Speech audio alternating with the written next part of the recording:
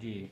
आपसे मिलने का मेरा उद्देश्य ये है कि पिछला जो हम लोग रविवार के दिन जो खबर चलाए थे, जो इंटरव्यू हमने आपका लिया था, उसमें कुछ लोगों का राय आया हुआ है कमेंट बॉक्स में। लोग ये लिख रहे हैं कि आप लोग झूठा खबर मत फैलाइए, झूठा खबर मत दिखाइए। तो इस पर आपकी क्या राय रहेगी, क्या कुछ कहेंगे?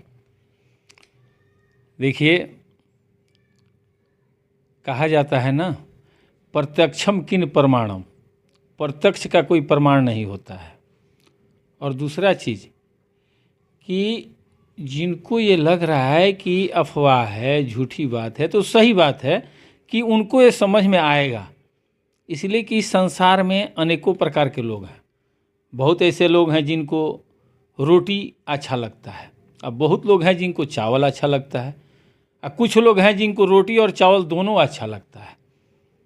तो जो रोटी और चावल खाते हैं ना, उनको रोटी और चावल का स्वाद आता है, और जो सिर्फ चावल ही चावल खाते हैं उनको चावल का स्वाद आता है, रोटी से वो वंचित रह जाते हैं।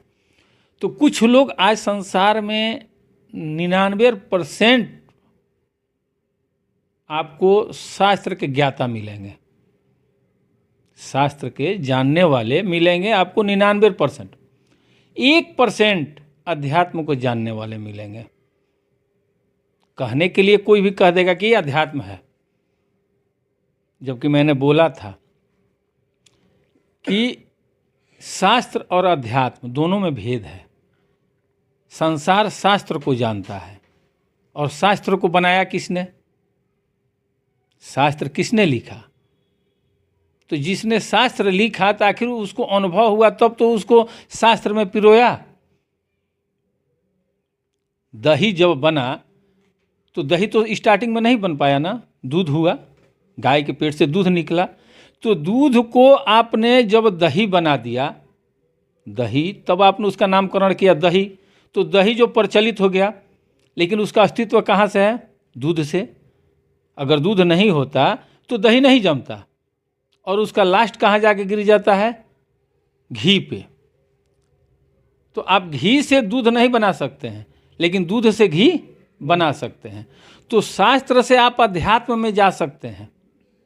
तो जो शास्त्र के ज्ञाता हैं वो शास्त्र पढ़ते हैं, तो शास्त्र भी पढ़ते हैं तो उनको सोचना चाहिए कि भाई शास्त्र किसने लिखा।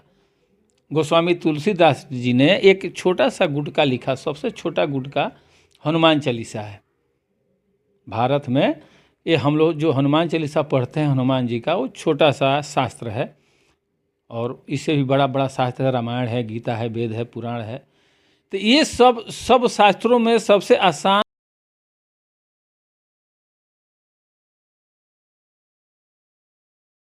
तो शास्त्र के हिसाब से देखिएगा तो उसमें लिखा हुआ है, श्री गुरु चरण सरोज रज निजमन मुकुर सुधारी, लिखा है।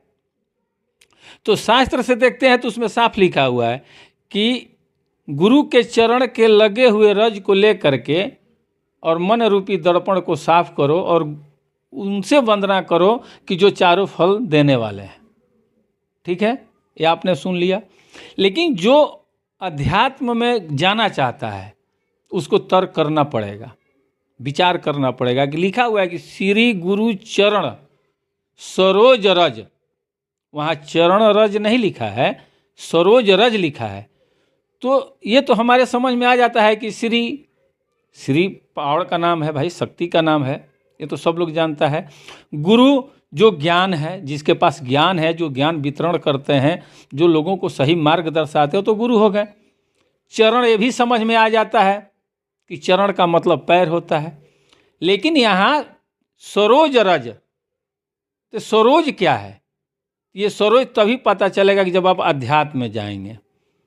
निज, निज मतलब कि अपना, निज मन मुकुर सुधारी, यानी वो जो निज आपके अंदर जो मन है, जो मन रूपी दर्पण है, उसको साफ करेंगे। तो ये मन रूपी दर्पण कहाँ है?